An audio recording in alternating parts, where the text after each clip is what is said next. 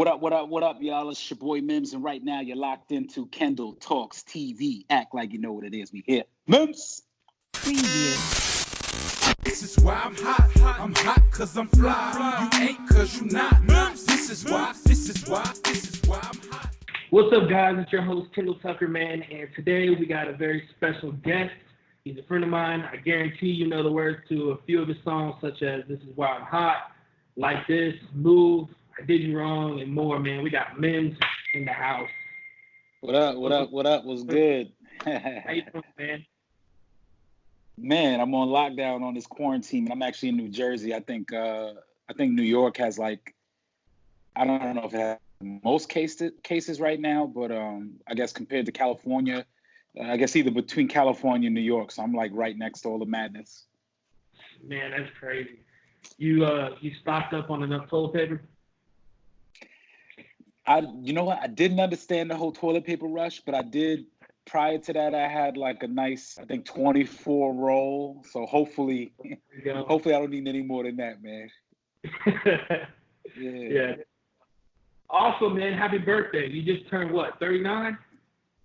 39 years old, man. Yesterday I celebrated my 39th birthday. I mean, it's weird because last year I didn't get to celebrate my birthday last year, and then this year I'm on lockdown. So it tends to be like this common theme, and I'm like, okay, well, but you know what? It gives you a better appreciation for life, man. Like when you realize how far you come and the times that we live in now. I mean, I'm blessed, man. I can't say anything more than that. That's right, man. Another year of life. It's always a blessing. Well, I see you're still doing big things. Maybe not so much geared towards the music industry as much as the tech world. I know it kind of goes hand in hand. But before we rush into all of that, let's go back. 2-3 minutes. Tell me what it was like growing up for MIMS. Just a brief description. Man, grew up in Washington Heights, New York. My childhood spent it. For those who don't know, I lost both my parents when I was younger. So I think by the age of like 13, I was, I guess, considered an orphan to the state of New York. Ended up moving with my aunt and uncle in Long Island. My grandmother took me in, so we ended up moving to Long Island. So I always like to kind of compare my life story with that of like Will Smith, without the Beverly Hills, I guess.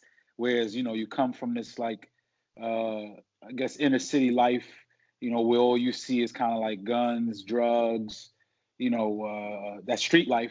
And then obviously I was blessed enough to be able to move to the suburbs, which, don't get me wrong, it wasn't a walk in the park, but, just growing up, seeing different things that inspired me, having grass and, just kind of seeing a different life, man, gave me a new perspective as a youngin'. And I think I took that perspective in my early years and kind of applied it to like my hustle. And I said to myself, man, I got to own the big house and, I want the nice cars. And then I applied that to a hustle. I got into music, into writing, into producing, recording, and then eventually being an artist. So, I mean, that's like a quick 2-minute summary, but as harsh as it sounds, as harsh as my childhood sounds, I've done nothing in my life but persevere, man. So I'm definitely like blessed to be where I'm at right now.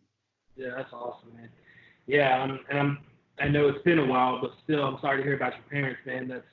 That couldn't have been easy.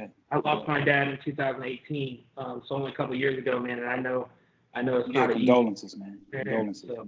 So yeah, but I mean, you rise above, and you've done a lot of good things, man. I know they're proud of you, and appreciate that. Yeah, rise from the ashes type story. So that's what's up, man. So how'd you get discovered in music? It's funny because originally, when going back in the day, I was inspired by a lot of people, but like growing up in New York, you get your inspiration from, I guess, one of like 3 MCs back then. It was either Biggie, Jay-Z, or Nas. Mm-hmm. And I was inspired by all 3. And I could remember when I first started like rapping, listening to like Jay-Z, Nas, Biggie, then you got Cash Money and No Limit. So it was like a plethora of like music that I was kind of like just involved in it. But being oddly enough, when I first started rapping, a lot of people were like, "Man, you got like a Jay-Z type of cadence and flow." Yeah. And when I first started, and it was like hard to shake, but that's how people started knowing me as an artist.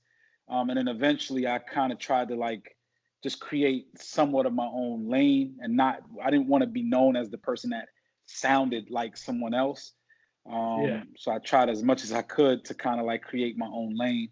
But I think because of that cadence, and because back then, and I'll say this because it brings me into This Is Why I'm Hot and why I wrote that record. But back then it was all about lyrics. It was all about, being underground or having that vibe that you could rap and you could flow, you could spit lyrics. And I think when people heard me, they tried to make a comparison between me and that, and that opened up a lot of people's minds to listening to me. That's not what put me on, but it gave me an edge for people to actually listen to what I was saying. And then eventually what I did was I kind of learned the business first. Like I learned it inside out because I realized being an artist in New York, it's almost like a crab in a barrel theory. There's so many people trying to do the same thing that when it came to me showing my artistry, none of the doors really opened up. And so ironically, first and foremost, I learned the business, right? I wanted to become my own entrepreneur. So instead of me being signed to anyone, I made it adamant that I would never sign to a company. I would always be my own entity.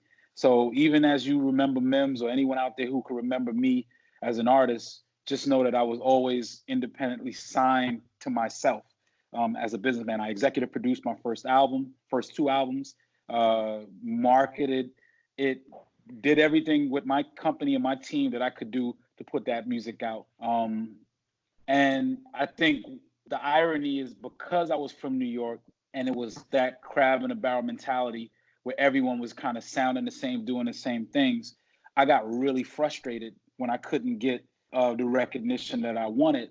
And I remember I was sitting I was living in Queens, in Jamaica, Queens at the time. And I remember I was sitting in my apartment and I started freestyling over this Southern beat. And I'm like, man, like I should just stop worrying about lyrics and I should just not say anything anymore. And I was like, you know what? The first thing that came to mind was like, yo, this is why I'm hot. And I sat there and I was like, okay, this is why I'm hot. This is why I'm hot. This is why. And I kept saying it over and over again. And if people don't remember the first line of the record, which they hate me for, by the way, I say, this is why I'm hot. I don't got to rap. I could sell a mill saying nothing on the track. And the reason why I even remember saying that is because I was so frustrated with all the music that was out that really didn't have any type of, I guess would say, substance. So of course, like I was in a way poking fun at the current state of the game, and then lo and behold, that's the record that took off. So it's like it was really definitely like one of those what do they call it? Gift and a curse type of scenarios. Man, speaking of substance, and you're talking, what year did that track drop? So we officially started pushing it in 2006, but it went number one, I think, sometime in March or February of 2007. So we were pushing it almost for like 8 or 9 months before, it peaked out at number one. Man, you dropped that in 2006, 2007, and you're talking about substance then. What about substance now? What about the music now, man? I mean, yeah. It seems like it's. You still have the ones that come out like Hobson's dope. I don't know if you ever listen to Hobson, but I love Hobson. But I mean, and that's just one of many. There's a lot of dope artists out there, but it seems like it's more about the beat nowadays than it is what you're actually saying. Absolutely. I mean, I catch myself because I also DJ on the side, like personally, nothing in a club, but And I play all music, man. I tend to dig into crates a little and go all the way back to the old school. But truth be told, what I realize is that you could have two things, right? In most cases, and really successful people do it better than others, where they can do lyrics and beats, and hence you get like the Kanyes and the Kendricks and a lot of people in that vein. I would say J. Cole, but some people argue that some of the production is not to their liking, even though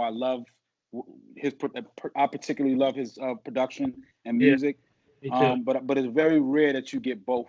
So I think it depends on the listener. Some people just want to hear good vibed beats, and then if you put a little bit of words on top of it, great. And that's what they want to hear. And they go to the club, they dance, they have a good time. And then there's some people, that want a little bit of substance. So, the game is definitely divided right now. Yeah, definitely.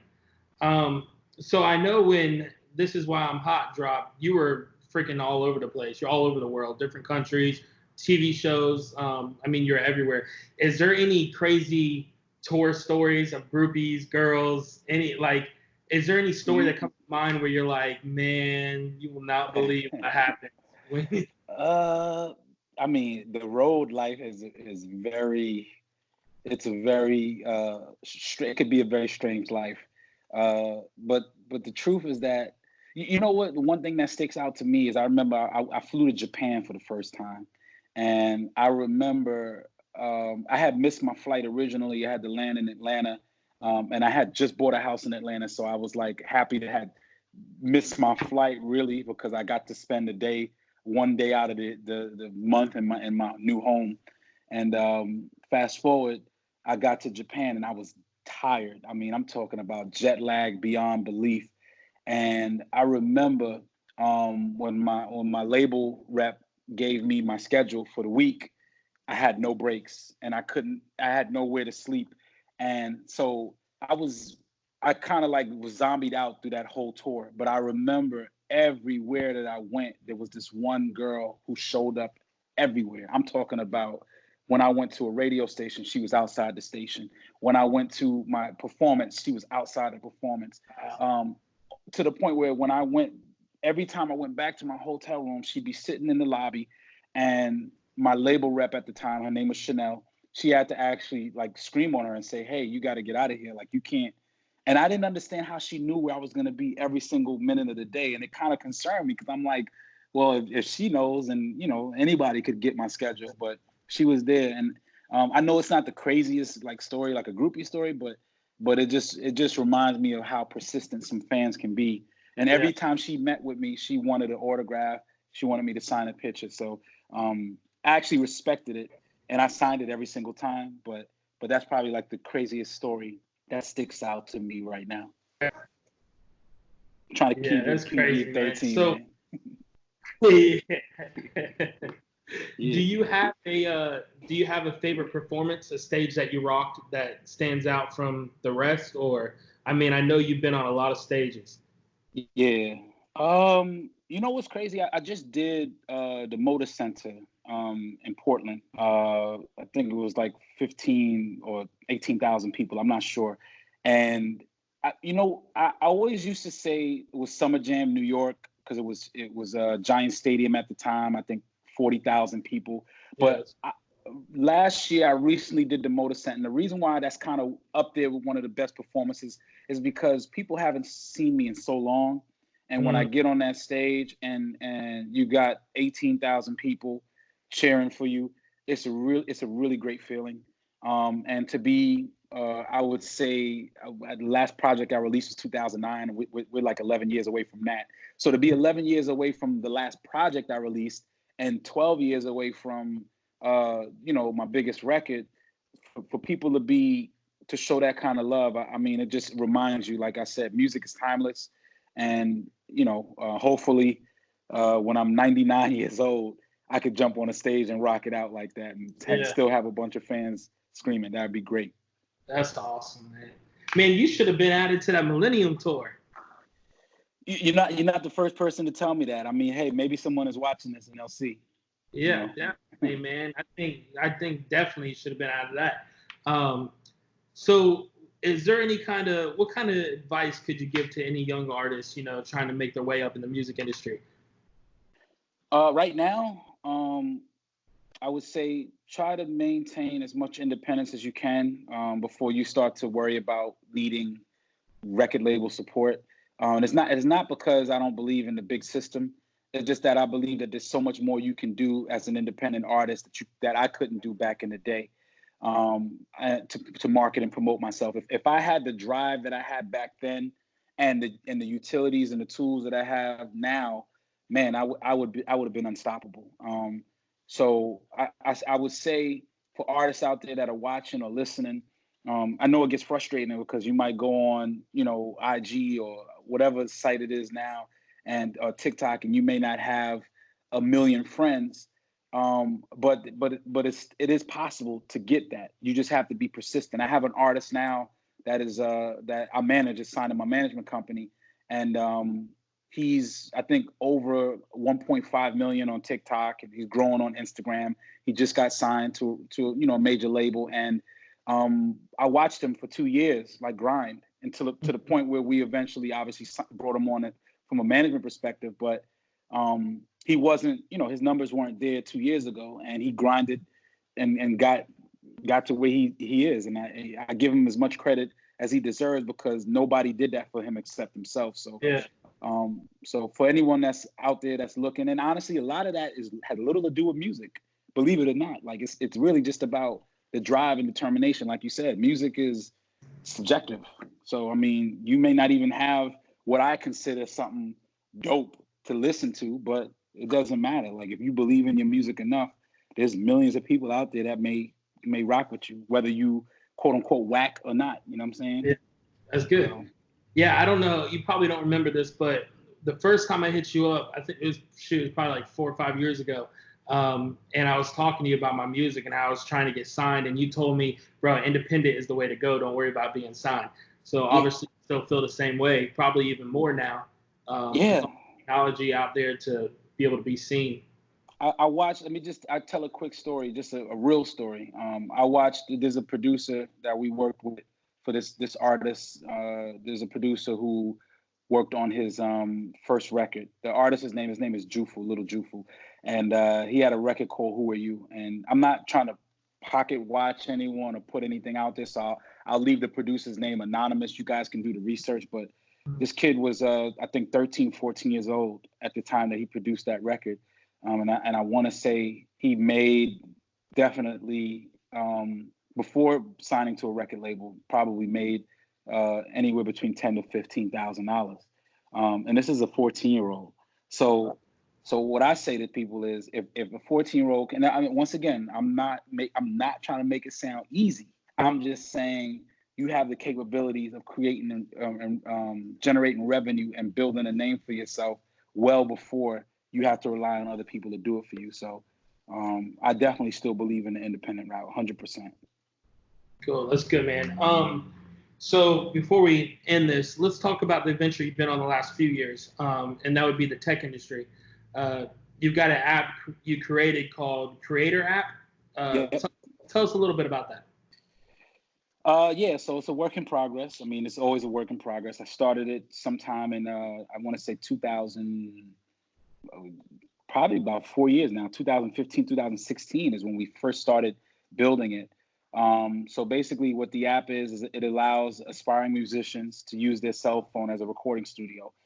We also allow them to collaborate with award-winning producers to create, I guess, music to release to their fans.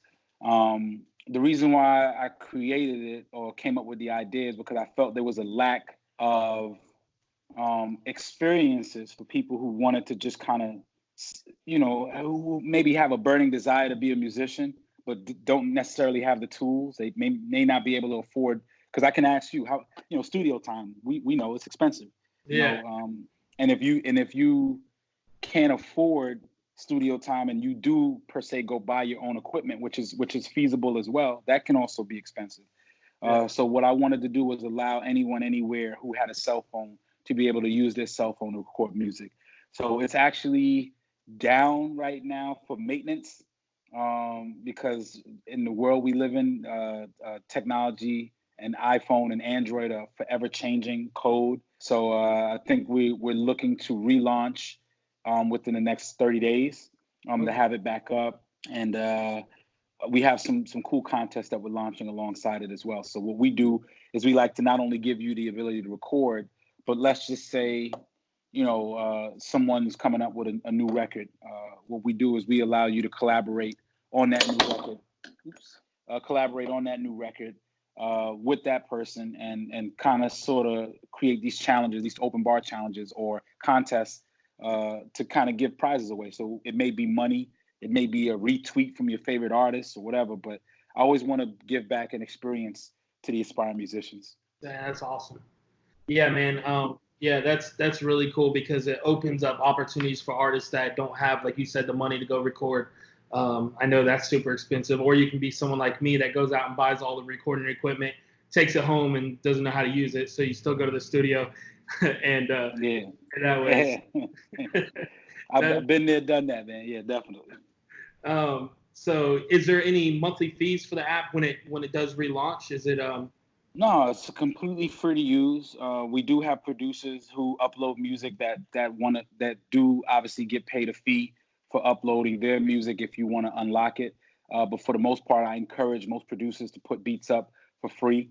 But they can go anywhere from free all the way up to $4.99. And to be honest with you, we're actually on the relaunch. We're considering trying to open up the platform to make it completely free. So. I mean, right now you can actually download it, but it may not work on certain devices until the update comes. So hopefully, if you guys are listening and you want to download it, it's Cre8tor app. It's in the iOS store, and you can download it. But hopefully, within a matter of 30 days, we'll have every device up and running on it. So if you're an artist, man, and you're watching this interview, make sure you go grab that app, check it out. Now I got to know, last question, can we look forward to any new music from you, or is that chapter kind of closed? You're not really... Prior to this quarantine stuff, man, really, I was like, I go in my phases, man. So sometimes I say, man, I want to go back in and do something. And then when I start collecting beats from producers, I'm either not motivated or I'm just not sure the direction I want to go in. But I think right now I'm feeling like I should just go grab, because my equipment is actually I have a studio that I built, and I might just go grab it and put together a little secret project, man, or something. I don't know. Surprise everybody. Yeah. Man, you have nothing but time on your hands for God knows how long now. So. Yeah, hopefully not that long, but yeah, I mean, we all might, you might have to go back in and do an album too, man. You might as well, right? I hear you. I'm still working. I'm grinding. I'm working on a country project right now. That's what I like to hear. Man. Dope. You gotta let me hear it. You gotta let me check that out for sure. Yeah, I'll shoot you over some stuff on text when we get off this. See, maybe I should. That's what I need to do. A country album. Bro, country. I might get some inspiration from you. So definitely shoot that over to me. Hey. Nice. Yeah, for sure. But yeah, man. Well, I appreciate you giving me some of your time, some of your quarantine time for being here. And we've known each other or kind of text back and forth for a few years now, man. But this is our first time seeing you face to face, kind of through a computer screen.